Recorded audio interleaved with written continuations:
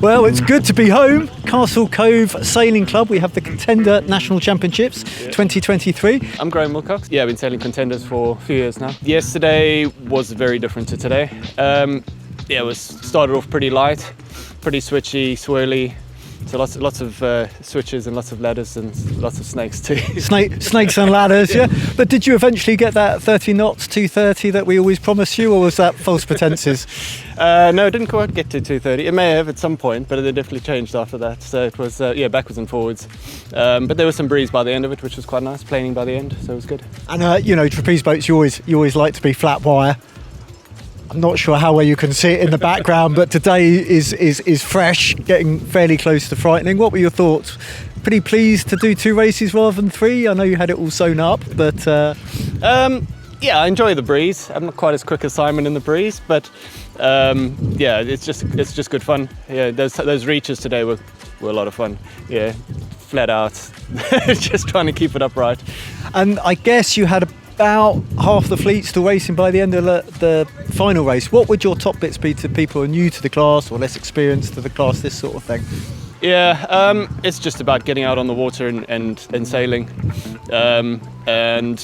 Just try and keep the boat upright mostly.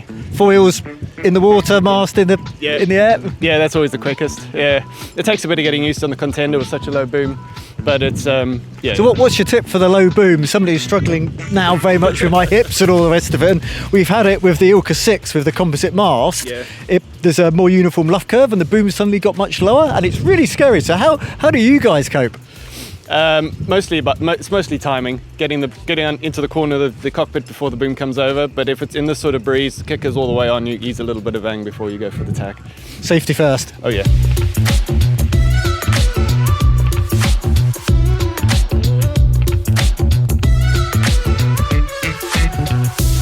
I mean, your ley lines look pretty loose today. Nobody wanted to do 2 tacks. Would that be fair to say? Yeah, that's right.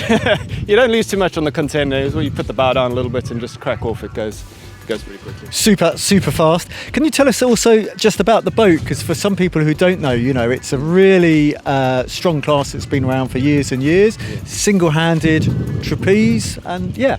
Yeah, it's a single-handed trapeze. Fairly simple. 1 sail, 3 controls, centerboard.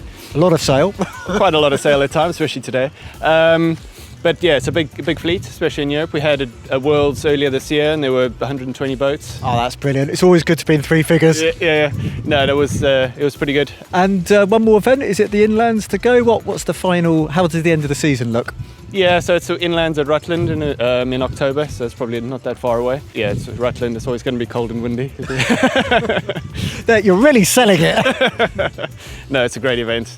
We normally get quite a good turnout for it. Sort of middle of the country, so the guys from North can make it, and we all travel up. So I think we're so lucky to have venues like Rutland and Grafham that we can go in the winter, and Portland Harbour, I mean, it might not feel like it, but it's pretty flat water considering this breeze. Yeah, it is. Yeah, it was great sailing today. Yeah.